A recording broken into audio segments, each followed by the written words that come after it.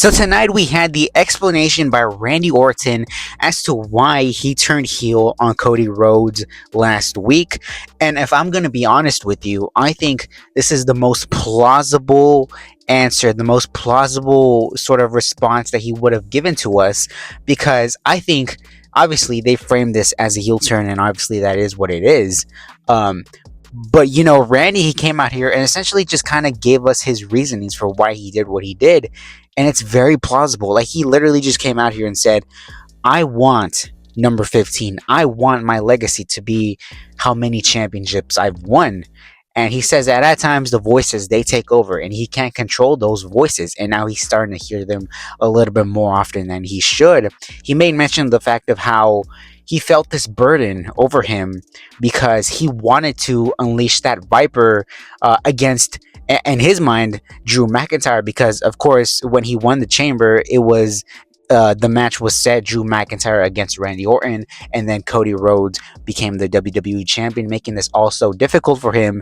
But then he said that, Cody made mention of the fact of how he's going to relieve the burden off of Randy Orton. He's going to, let him be his very best against Cody Rhodes. He says that that's what the fans expect, that's what Cody expects, that's what everybody else expects. So that made it, a lot more easier for Randy to do what he did. And there's been reports as far as WWE, they are well aware of the fact of Randy Orton is probably going to get cheered during this road to WrestleMania against Cody Rhodes.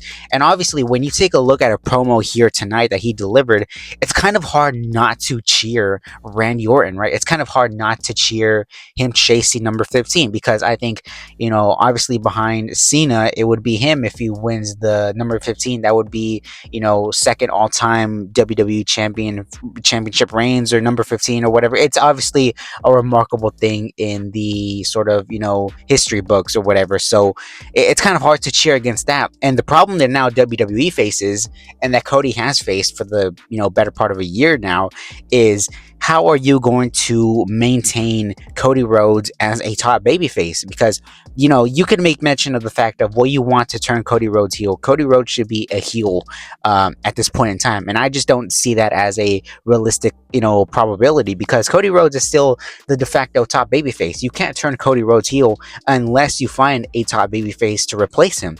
And now it's going to be very interesting, because Cody is back on the show next week. It's going to be very interesting as far as what the reaction is for Cody and Randy Orton, because judging by the reactions that we've seen thus far, it seems like they're very pro Randy and very sort of not anti-Cody, but they would rather prefer Randy than they would Cody, which is going to be very interesting to see. Randy here cemented his heel turn further by laying out Matt Cardona, Zack Ryder, because there was a segment in the back in which, Zack Ryder, Matt Cardona came up to him and told him, what the hell, what's wrong with you? And Randy chewed him out. He called him a geek, called him a nerd, a mark, and laid him out. And then afterwards, Randy gets that mysterious phone call once again, telling him to make this issue right again. And then he, takes out Matt Cardona with a false sense of security, as far as he's out there to apologize to Matt Cardona, but ends up just taking him out regardless. Again, it's very interesting to see who is making these phone calls as to Randy Orton. I've seen a lot of names thrown out there. I think WWE even published a publication as far as who potentially could be calling Randy Orton. I hope that there's something as far as storyline value to this, because I'm still wondering who attacked Jacob Fatu all these months afterwards, and we still haven't gotten a response to that. So I hope that there's something meaningful with that goes. And as far as Jacob Fatu and Drew McIntyre, they were scheduled to have a match here tonight. That match did not end up taking place due to the fact of these two guys, they just fucking started brawling everywhere around the arena. There was a segment in the beginning of the show where Drew McIntyre, it would seem, crashed into Jacob Fatu outside of the arena, and this was all hell breaks loose until the final closing shot of the show, in which both men end up falling atop a building here and essentially collapsing to the floor. So it's evident that there is going to be a stipulation type match here heading into WrestleMania, possibly a Falls Count Anywhere, possibly a street fight. I don't know whether or not they run back a street fight, considering the fact that Drew McIntyre was literally in a street fight last year against Damian Priest. And Damian Priest also won the tag team titles with R-Truth against the MFTs. Listen, at this point, the tag team titles, they're a fucking joke. They're a laughing stock because who is there in that tag team division that you actually even care to see?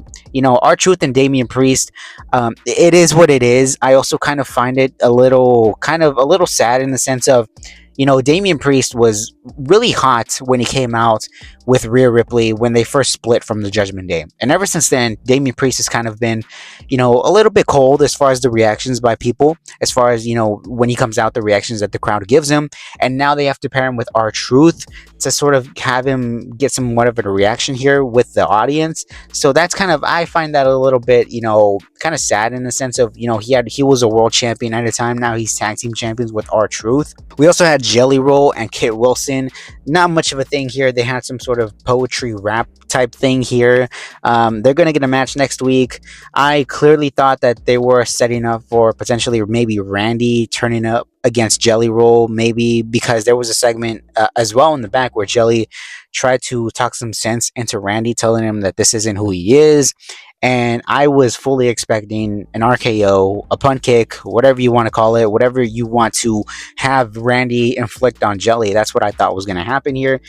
But maybe we'll see next week. Again, he's on the show next week, so we'll see what happens there.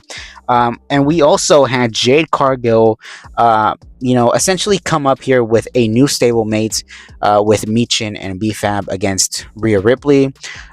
Listen, I'm going to tell you straight up, I don't care for this feud at all. Like, I think they had something with the whole Twitter remarks, the whole creative meetings, like Rhea's in creative and she has her ear in creative. Like, had they leaned into that a little bit further, they could have had something at the very least interesting, right? Now you have this thing where they're coming out there and they're talking trash to each other, but nobody really cares. Like, I don't think anybody really cares for this match. And now you add two jobber women that we hardly ever see on television in a stable with fucking Jade Cargill when she's beaten them so many times. It just doesn't, there's nothing interesting about this, man. I don't know what they could do at this point to even make me care. Like, this is just going to be a drag to get through. And again, I made mention, Jade is not a very good wrestler. She's not a very good promo. Rhea, she's not a very good promo either. She's a solid wrestler. So, there's only so much that Rhea could do in ring against Jade that is gonna, wow audiences, So I'm kind of skeptical as far as that goes as well. And lastly, I wanted to end off things here with Melo against Ilya Dragunov for the United States Championship. They were teasing this match for, I would assume, a few weeks, maybe 3, 4, 5 weeks, whatever it's been. That these two guys were eventually going to meet up once again for the US title. I definitely think that in ring wise, this was the best thing that we saw on this entire show because, Ilya Dragunov really has the matches here where you literally feel like every fucking match that this guy is in, it's a fight. It's a struggle to survive. It's a struggle to try to come out on top. And obviously Melo has improved drastically as far as in-ring work. I mean, he was always, a solid guy to have. But, with matches against, Ilya Dragunov and whatnot, it definitely elevates him to that next level. Again, we'll see what they do for WrestleMania. Another thing that I'm very curious as far as what we're going to do is Sami Zayn potentially against Trick Williams. I've seen the theory thrown around as far as maybe they're going to do a double turn and Sami turns heel at WrestleMania and Trick turns babyface at WrestleMania. I'm all for the Sami Zayn heel turn. I think that's, very much needed. But Trick, I've made mention of this before.